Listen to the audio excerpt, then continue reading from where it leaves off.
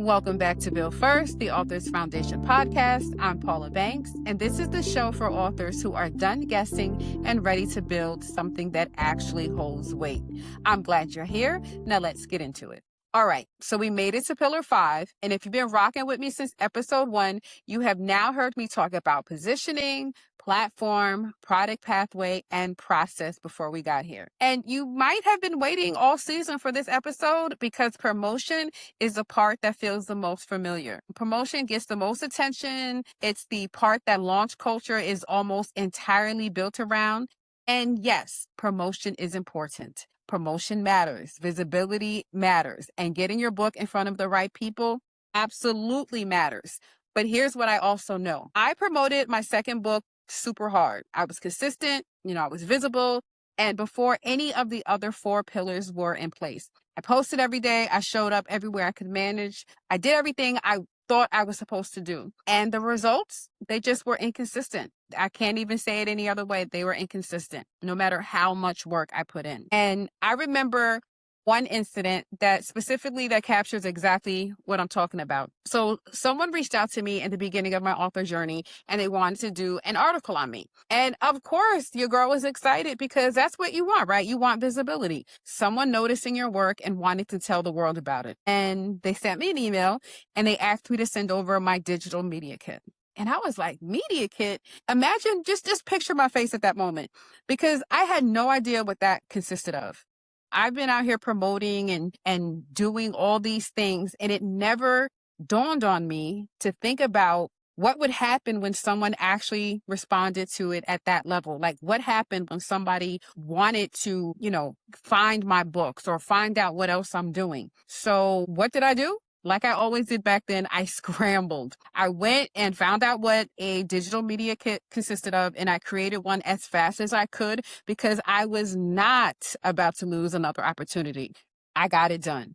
But that's not the point. The point is that I was only thinking in the moment. I wasn't thinking past the current moment. I was thinking about what I could post now, what I can say now. And that wasn't helping me. I was not thinking about what happens after someone else would see my work when they wanted more information or when they wanted to purchase a book, or what happens when they wanted to see what else I have going on. And I was also DMing people manually. I was creating forms on the fly because I didn't have one established. I was building things in real time that should have already existed. So my promotion wasn't built on anything. There was no foundation underneath it to catch the visibility that was coming in. But here's what I want you to know. Since that situation happened, I have went back and built my foundation. I have went back and updated my digital media kit.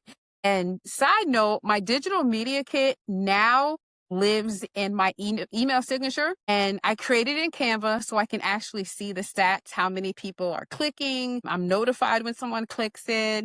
I can see what pages are being viewed the most. And I cannot tell you how many people click that link on any given day. And that just shows what a foundation does. It works when you're not even thinking about it.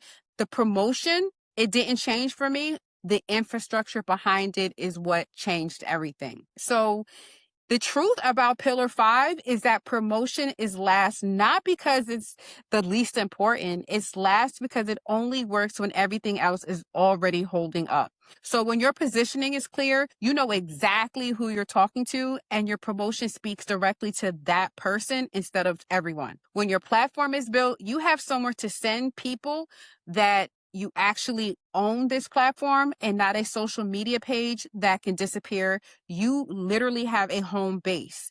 So when your product pathway exists, there's something waiting for your reader after the first purchase. The promotion doesn't dead end. It opens the door instead. And when your process is in place, the momentum your promotion creates doesn't overwhelm you. The system catches it. Promotion without those 4 things doesn't compound, it just runs. You bring people in and there's nothing built to receive them, traffic arrives, and then it just leaves. And you start that whole cycle all over again with the next post. That is not a promotion problem, that is a sequence problem. So when you promote into a foundation that's ready, everything changes. You're not scrambling anymore when someone responds. You have a media kit. You have a form, you have an automatic email system, you have a product pathway that takes someone from curious to committed without you having to be present every single step.